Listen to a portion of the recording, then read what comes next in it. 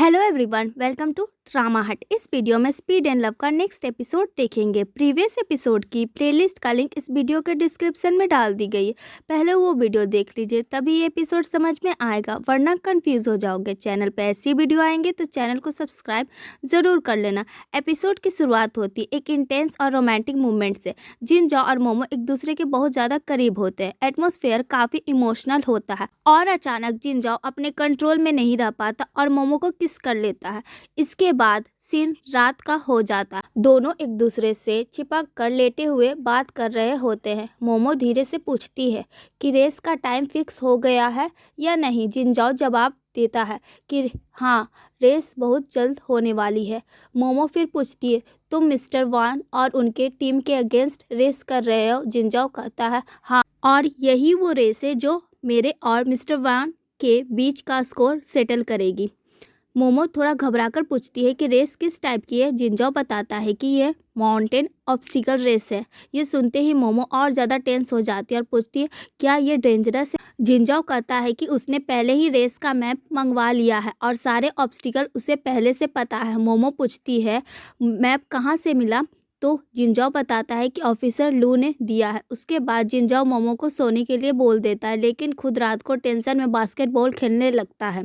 खेलने के बाद वो साइड में बैठकर सोचता है कि कल की रेस मुझे किसी भी हाल में जीतनी होगी, क्योंकि जीत के बाद ही मैं मोमो के साथ ओपनली रह पाऊंगा। ये सोचकर वो वापस मोमो के पास जाता है, उसे टाइटली हग करता है और उसके साथ सो जाता है। अगली सुबह जिनजाओ मोमो को उठाता है। मोमो नींद में ही उसे हग कर लेती है। तब जिनजाओ कहता है कि यंग ने छुट्टी ली है और मुझे कुछ काम है, इसलिए आने में लेट हो जाएगा। वो मोमो को किस करके गुड बाय करता है और घर से निकल जाता है। बाहर आते ही जिनजाओ की मुलाकात लिन से होती है। लिन उसे रेसिंग सेफ्टी गियर देता है। जिनजाओ कहता है कि अभी वो इसका यूज़ नहीं कर पाएगा, लेकिन देने के लिए थैंक यू बोलता है। फिर वो अपनी कार लेकर रेसिंग साइट की तरफ निकल जाता है। इधर मोमो उठ जाती है। उसे जिनजाओ की बातें याद आती है और उसका दिल बेचैन होने लगता है। उसे कुछ ठीक नहीं लगता। तभी उसे समझ आ जाता है कि आज ही जिनजाओ की रेस है। वो तुरंत जिनजाओ को कॉल करती है और कहती है कल मुझे तुम घुमाने ले जाना। अगर कल मुझे नहीं ले गए तो मैं तुमसे कभी बात नहीं करूँगी। जिनजाओ कहता है मैं कोशिश करूँगा, और कॉल कट हो जाता है। रात हो जाती है। मोमो दिल में दर्द लिए जिनजाओ का इंतज़ार करती रहती है। तब सुनली आकर उसके पास बैठ जाता है। इसी बीच एक कार आती है। मोमो और सुनली को लगता है शायद जिनजाओ आ गया है, लेकिन कार से एक अजीब आदमी उतरता है। वो पूछता है तुम्हें ब्रेंडी की रेस के बारे में कितना पता है। मोमो पूछती है कि वो क्यों पूछ रहा है। वो आदमी कहता है मैं चाहता हूँ तुम मेरे साथ चलो। मोमो कहती है मैं तुम पर विश्वास क्यों करूँ। वो आदमी बोलता है अगर तुम ब्रेंडी की जान बचाना चाहती हो तो मेरे साथ चलो, मैं उसे ढूंढ नहीं पा रहा हूँ। मोमो तुरंत जिनजाओ को कॉल करती है, लेकिन उसका फ़ोन नहीं लगता। तब वो आदमी कहता है कि ऑफिसर लू ने उसे भेजा है। इस बात पर मोमो उसके साथ जाने को मान जाती है। जाते जाते वो आदमी वार्निंग देता है कि अगर जिनजाओ मैप फॉलो करेगा तो वो फंस जाएगा, क्योंकि एसोसिएशन वाले को पता चल गया है कि कोई पुलिस से मिला है। वो कहता है ब्रैंडी को ढूंढो और उससे बताओ। वो मोमो को कार में माउंटेन के रास्ते की तरफ ले जाता है। मोमो बीच रास्ते में ही कार से उतरकर भागने लगती है।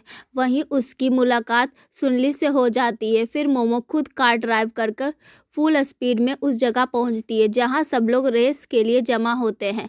वहां रुककर वो बाहर आती है, लेकिन कोई भी उसे आगे जाने नहीं देता।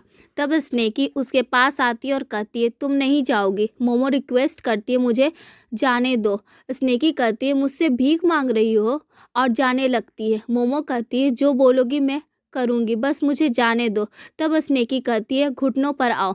मोमो बिना सोचे समझे घुटनों पर आ जाती है। सुनली और फेंगजी उसे उठाना चाहते हैं, लेकिन मोमो नहीं उठती है। ये देखकर स्नेकी का दिल पिघल जाता है और वो मोमो को जाने देती है। मोमो तुरंत कार लेकर आगे बढ़ती है, लेकिन वो लेट हो जाती है।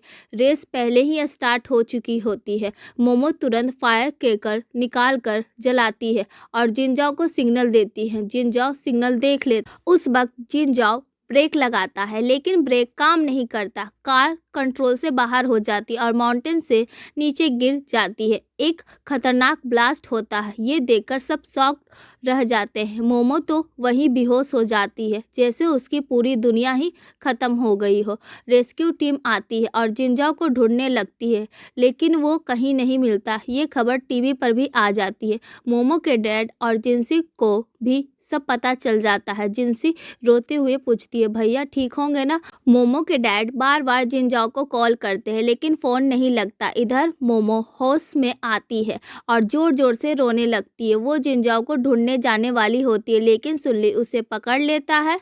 फिर मोमो फूट फूट कर रोती है और कहती है, मुझे वो वापस चाहिए, मुझे जिंजाओ वापस चाहिए। इसके बाद सीन शिफ्ट होता है। मोमो अपने डैड के घर के हॉल में बैठी होती है। वो बिल्कुल चुपचाप गेट की तरफ देखी जा रही होती है जैसे बस एक ही उम्मीद हो, शायद जिंजाओ अभी आ जाए। उसकी आंखों में नींद नहीं, सिर्फ इंतजार और डर होता है। तभी जाओ उसके पास आती है और प्यार से कहती है, तुम जाकर थोड़ा आराम करो, जिंजाओ ठीक होगा। अगर कोई भी न्यूज़ आती है तो मैं तुम्हें तुरंत बता दूंगी। लेकिन मोमो कोई जवाब नहीं देती। वो कुछ नहीं कहती, बस चुपचाप दरवाजा को देखती रहती। उसका मन मान ही नहीं रहा कि जिंजाओ सच में गायब हो सकता है।